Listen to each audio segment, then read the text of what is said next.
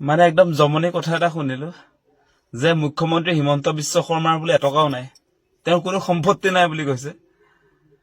মানে সম্পত্তিৰ পাহাৰ গঢ়া মানুহজনে কেনেকৈ সম্পত্তি নাই বুলি ক'ব পাৰে?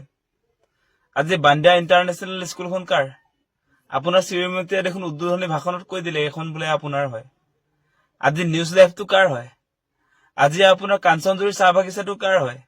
আজি চানমাৰী চাহ বাগিচা কাৰ হয়? আজি গুৱাহাটীৰ যে আপোনাৰ 4-5 ঠাইত যে মাটি আছে, আপোনাৰ এইটো আপোনাৰ খ্ৰীষ্টান বস্তি মাটিটো কাৰ? আজি গণেশগুৰিৰ মাটিটো কাৰ? নিউজ লাইভ, টাইম 8, 12-18, নিয়মীয়া বাৰ্তা এইবিলাক কাৰ? আচলতে এই প্ৰপাৰ্টি বিলাক কাৰ? আজি তিনিচুকীয়াৰ চানমাৰী চাহ বাগিচা আপোনালোকৰ নহয় নেকি? আজি কাঞ্চনজুৰি চাহ বাগিচা, আজি নৰ্থ ইষ্টৰ আটাইতকৈ ডাঙৰ ৰিজৰ্টটো বাণীৰ গ্ৰীণ ৰিজৰ্ট, য'ত সাধাৰণ মানুহৰ এন্ট্ৰি নাই, সেইবিলাক আপোনাৰ প্ৰপাৰ্টি নহয়। আজি উত্তৰ গুৱাহাটীৰ আপোনাৰ বান্দিয়া ইণ্টাৰনেশ্যনেল স্কুলখন আপোনাৰ প্ৰপাৰ্টি নহয়। আজি নিউজ লাইভ, টাইম 8, নিয়মীয়া বাৰ্তা, 12-18, সেইবিলাক কাৰ প্ৰপাৰ্টি? খ্ৰীষ্টান বস্তিৰ মাটিখিনি কাৰ? আপোনাৰ জোৰদৰ মাটিখিনি কাৰ? গণেশগুৰিৰ মাটিখিনি কাৰ? উজান বজাৰৰ মাটিখিনি কাৰ? নগাঁও দাৰিগজিৰ 100 বিঘা মাটিটো কাৰ? আৰু কিমান যে প্ৰপাৰ্টি আছে আপোনাৰ, তাৰ পাছত আজি কি মানুহক বুৰ্বক বনাবলৈ আহিছে? আপোনাৰ প্ৰপাৰ্টি নাই।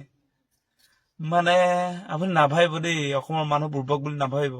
চবে জানে আপুনি যে সম্পত্তিৰ পাহাৰ গঢ়িছে। আপুনি মুখ্যমন্ত্ৰী হোৱাৰ পাছত আপুনি কংগ্ৰেছৰ দিনতো কিমান টকা পইচা সা সম্পত্তি গোটালে, সেই কথা কি অসমৰ মানুহে নাজানে? এটকাও নাই বোলে মুখ্যমন্ত্ৰীৰ। আমি পাগল তেনেহলে? কি কথা কয় বাৰু? লাজ পাব লাগে দেই, এনেকুৱা কথা নকব। আপোনাৰ পত্নীটো নিজকে নীতা আম্বানী বুলিয়ে ভাবে। আমি জানো নহয় এইবিলাক কথা। কেলে এনেকুৱা কথা কবলৈ আহে? নকব, নুশুৱাই মানে নাচাজে আপোনাক নাচাজে, সেই কথা কেতিয়াও নকব দেই। নমস্কাৰ।